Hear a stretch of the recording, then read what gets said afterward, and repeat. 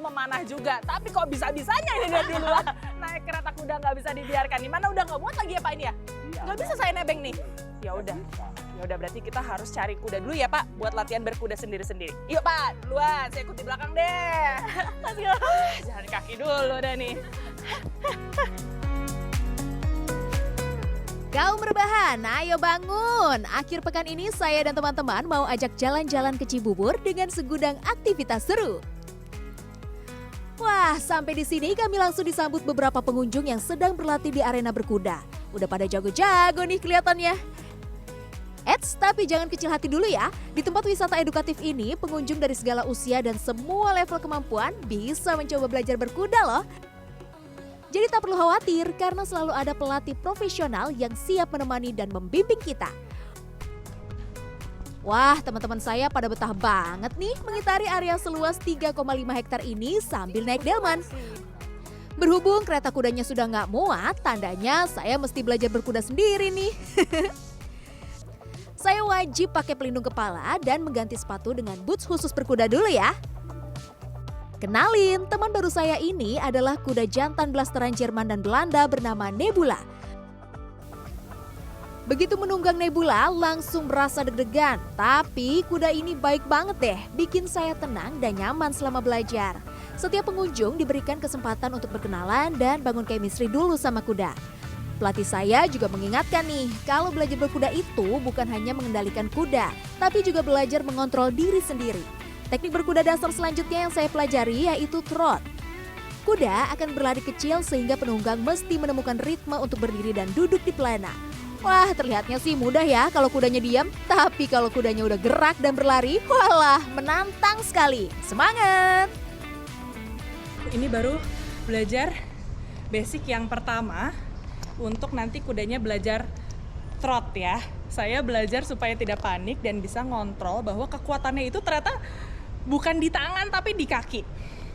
Udah mulai gobios nih kalau bisa dilihat. Ada 46 kuda yang tersedia dan diperuntukkan belajar berkuda. Satu sesi berkuda pengunjung diberikan kesempatan selama 30 sampai 45 menit tergantung kondisi badan pengunjung kuda serta level kemampuan. Kita lanjut belajar memanah yuk. Rame-rame pasti makin seru nih. Didampingi oleh instruktur handal, gak heran beberapa atlet PON juga berlatih di sini nih. Wah, jadi makin semangat deh belajarnya, biar ikutan jago juga. Sebelum memanah, pengunjung wajib mengenakan arm guard dan finger tap untuk melindungi bagian lengan dan jari. Kalau boleh tanya, sebenarnya ada ketentuan nggak sih Coach dari panjangnya si anak panah kalau kita baru latihan kayak gini? Sebenarnya kalau anak panah harusnya bersifatnya personal, dia memiliki ukurannya sendiri. Jadi disesuaikan dengan panjang tarikan orang dan berat busur yang dipakai. Nah, jadi setiap orang pastinya busur anak panahnya harus berbeda. Beda-beda berarti ya. Ada sejumlah teknik dasar yang perlu diterapkan setiap pemain. Mulai dari posisi berdiri tegap, kepala yang menoleh ke arah target, hingga posisi tarikan dan dorongan tangan terhadap busur panah. Yeay, akhirnya setelah berkali-kali mencoba, anak panah saya sampai juga ke target dengan poin tertinggi. Jarak tembak area panahan berkisar 5-70 meter. Sambil istirahat, kita intip yuk beberapa atlet dan murid yang menguasai keduanya alias berkuda sambil memanah. Wah, keren-keren banget ya. Sudah pasti mereka harus tahu basic-basicnya dulu, dan untuk basic-basic ini pasti akan diajarkan oleh para pelatih-pelatih kita, baik itu pelatih panahan kita, baik juga pelatih berkuda juga. School riding, kemudian juga ada beberapa kuda-kuda itu juga dipersiapkan untuk atlet-atlet PON nantinya juga. Saking serunya baru terasa deh kalau perut lapar juga nih. Tenang, di lokasi ini ada juga kok kedai yang menjajakan kuliner yang bisa disantap buat ganjel perut. Oh ya, pengunjung juga boleh loh kalau mau ikutan memberikan makan kuda poni di sini. Gemas-gemas banget ya. Sama, wah udah semua pada kelaparan soalnya ya. Tadi kita juga sebenarnya udah ada snack sih sedikit, tapi kayaknya masih ada sisa nih di lambung ya. Masih lapar, sama kayak kuda poninya, berarti tandanya kita harus segera makan makanan yang berat.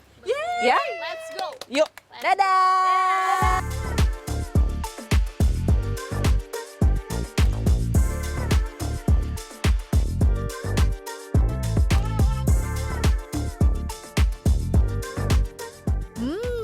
Aroma rempahnya sungguh menggoda. Gimana gak makin lapar coba? Tak jauh dari arena berkuda dan panahan tadi, ada kuliner ayam kampung guling. Ayam bakar di sini dimasak dengan metode yang berbeda. Ayam diputar-putar alias diguling-guling di atas asap pembakaran. Tuh, kalau dibakar langsung kan itu ada proses terlalu dekat dengan api atau bersentuhan langsung dengan arang. Nah itu kan menyebabkan ada residu yang ini. Nah ini kita karena jaraknya jauh, kita mengandalkan panas.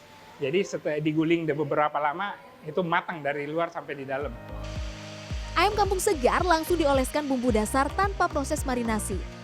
Agar bumbu lebih meresap, proses pemasakan terdiri dari 3 tahap. 2 kali dimasak dengan bumbu dasar bawang putih dan tahap terakhir dengan bumbu pilihan. Boleh dengan bumbu original khasnya, bisa juga dengan bumbu kuning rempah kunyit atau bumbu kecap. Itu ya kurang lebih adalah sekitar kurang lebih 1 kilo lah. Alatnya aja 1 kilo ya. Trisula bahannya memang stainless, agak berat. Oke, sekarang kita masuk ke proses bumbu yang pertama, bumbu dasarnya ya Pak Iya, ya? bumbu dasar. Oke, yuk. Setelah diasap selama 30-45 menit, ayam guling akhirnya matang sempurna. Makan ayam bakar tak lengkap rasanya tanpa kehadiran sambal. Di sini ada pilihan sambal original manis, sambal bawang, serta sambal kacang panjang yang juara banget. Tadi keringetannya karena olahraga ya sama kita jalan-jalan tuh.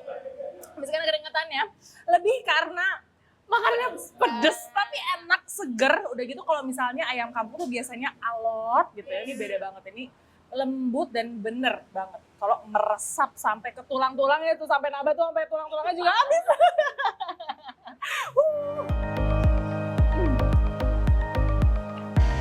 Setiap hari 15-40 ekor ayam guling bisa ludes terjual. Porsi 1 ekor ayam bisa dinikmati bareng-bareng seperti saya dan teman-teman ini nih. Wih, untung pesannya banyak ya, jadi makin puas deh. Wah, ini saya ngelihat bahwa piring-piring teman-teman saya udah mulai habis. Gak boleh dibiarkan karena masih banyak ayam yang belum dihabiskan.